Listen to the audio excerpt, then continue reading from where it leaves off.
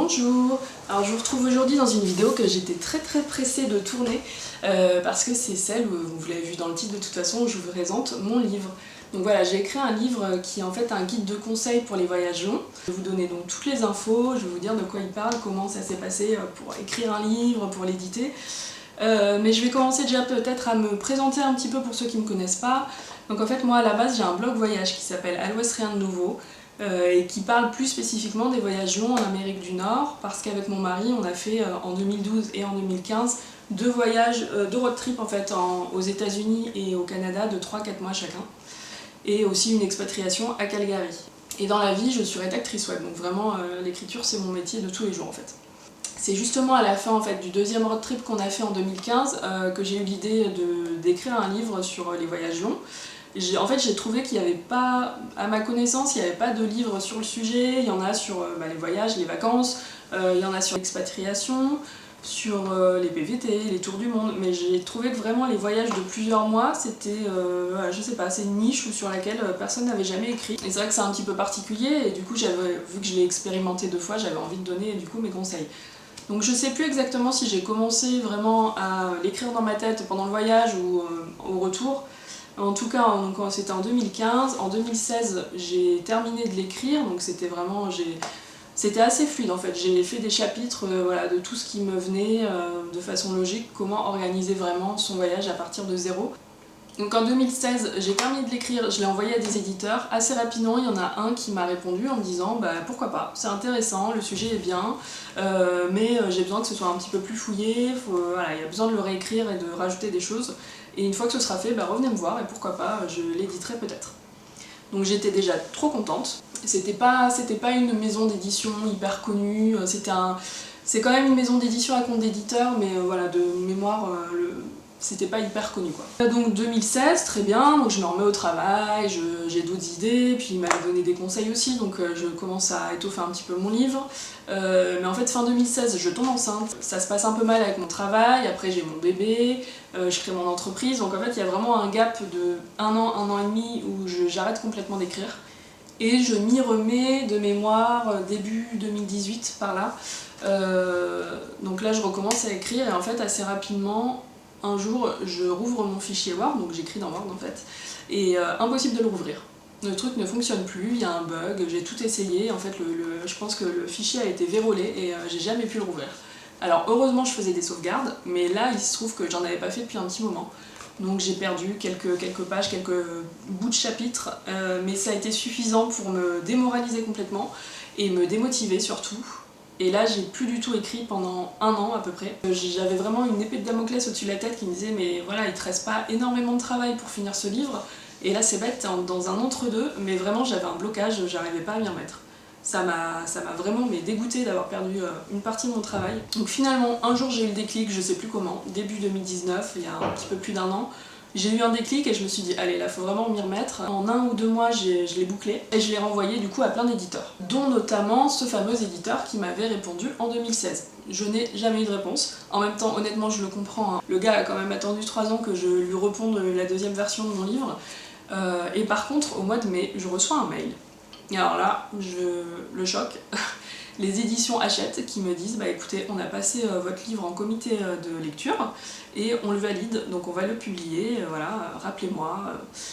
Et j'étais complètement sous le choc. Déjà d'avoir eu une réponse semi-positive on va dire en 2016, c'était au-delà de mes attentes, mais alors là vraiment je m'y serais jamais attendue. Donc trop heureuse. Mai 2019 du coup c'est le moment où on est parti 3 semaines au Canada.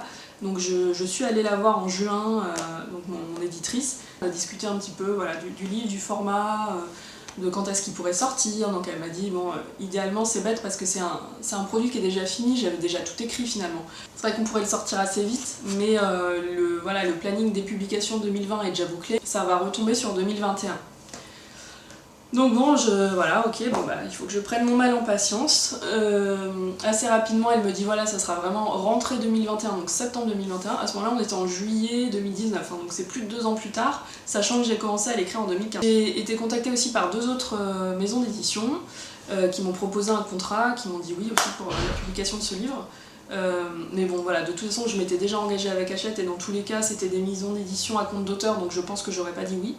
En fait, à compte d'auteur, ça veut dire que c'est l'auteur qui doit financer son livre en partie, donc qui avance des sommes, alors qu'à compte d'éditeur, c'est vraiment tout repose sur la maison d'édition. En septembre, elle me dit finalement, j'ai fait du forcing et le livre pourra sortir début 2020, février ou avril. Et du coup, elle me dit voilà, il me le faut absolument fini fin novembre. Et idéalement avec plus de témoignages. En fait, je vous expliquerai un petit peu comment se présente le livre, mais j'ai des témoignages à chaque chapitre de voyageurs, donc notamment de blogueurs voyage. Et donc là, elle me dit voilà, ça serait bien d'étoffer, de trouver d'autres témoignages à ajouter. En octobre, on me fait une proposition financière donc pour ce livre. Au final, c'est assez loin parce que c'est de mai jusqu'à octobre, il n'y avait aucune proposition financière encore. Donc la proposition financière en fait se décompose en deux parties. Il y a une somme qui est un avaloir, qui est en fait l'avance sur des ventes, mais que vous toucherez peu importe si le livre se vend ou pas. Donc c'est une avance sur un certain nombre de ventes. Et ensuite il y a un pourcentage sur les restes des ventes. Donc là on me fait une proposition, je négocie un petit peu à la hausse, ils acceptent, donc ok on part là-dessus. Je reçois mon contrat en novembre, donc je le renvoie signé, etc. Fin novembre, je renvoie mon manuscrit qui part en préparation de copie, donc c'est-à-dire que c'est en fait une correctrice ou un correcteur qui va tout relire et essayer, donc déjà enlever les fautes de syntaxe, etc. s'il y en a, mais aussi essayer de fluidifier un petit peu le récit quand elle trouve que c'est pas clair, ou voilà, clarifier des choses un peu techniques par exemple. Donc là on travaille là-dessus, on fait quelques allers-retours elle et moi pour arriver vraiment à un produit voilà, définitif. Et ensuite ça part en maquettage. Donc là c'est une autre personne qui s'occupe de la maquette. Pareil, il y a eu trois allers-retours. On m'a demandé de faire des coupes notamment parce qu'en fait dans un livre il y a un nombre de pages qui est déjà alloué. Et parfois voilà, en fonction de la maquette ça peut dépasser, ou on se retrouve avec une demi-page vide. Donc du coup on m'a demandé de faire plusieurs coupes. Et ça c'est un passage pas facile à faire parce que voilà, tout ce que j'ai écrit, moi je considérais que c'était intéressant et important, et voilà, il a fallu enlever certains paragraphes de temps en temps. On me renvoie la maquette finale le 20 janvier, donc là c'est fini, on touche plus à rien, ça part à l'impression. La couverture c'est un peu plus compliqué, c'est un petit peu plus long, alors je sais pas exactement, j'ai pas les détails, mais c'est vrai qu'on me l'a envoyé plus tard, je crois peut-être 2 semaines plus tard.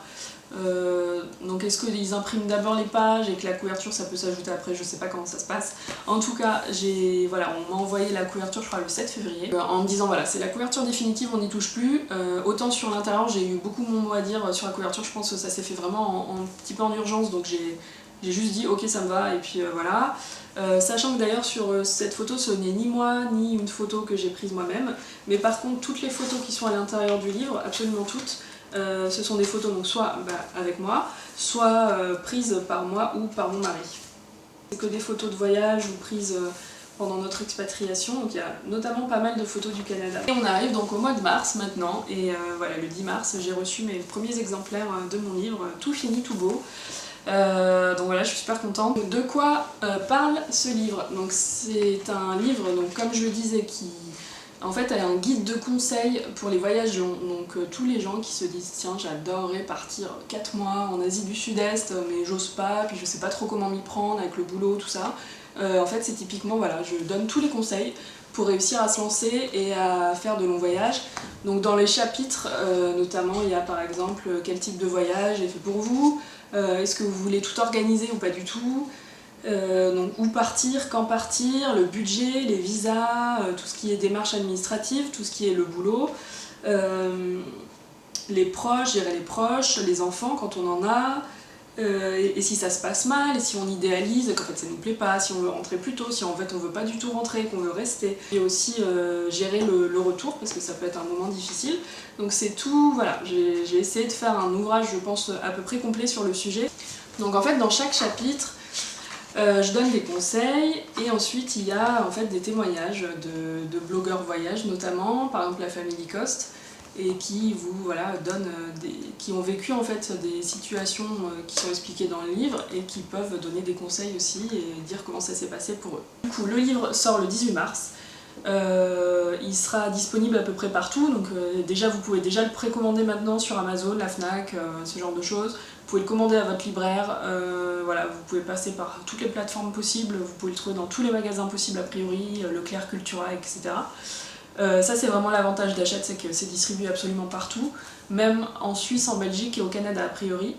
N'hésitez pas à me dire du coup si ça vous a plu, si ça vous a aidé, si vous l'avez lu, si vous avez des questions.